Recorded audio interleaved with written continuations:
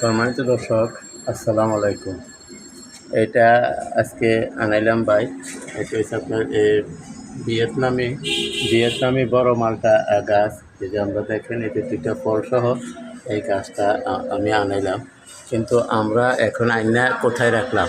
এই যে দেখেন একটা গাছের নিচে যেখানে সরাসরি রোদ পড়বে না, ঠিক সেই জায়গায়। এবং আনার পরে আমি যে কাজগুলা করতেছি, আপনারা এই কাজগুলো করবেন। দেখেন এই যে দাগি পাতাগুলা, দেখেন আপনারা এই যে দাগি পাতাগুলো, যে পাতাগুলোর দাগ আছে, বাসা আছে, আমরা কেটে দিব। না হলে আমাদের বাগানের যে অন্য অন্য গাছ আছে সেই গাছগুলো আপনার ক্ষতির মুখে হতে পারে, ক্ষতির সম্মুখীন হতে পারে। তাই আমি এই যে কাজগুলো করতেছি, আপনারা দেখেন।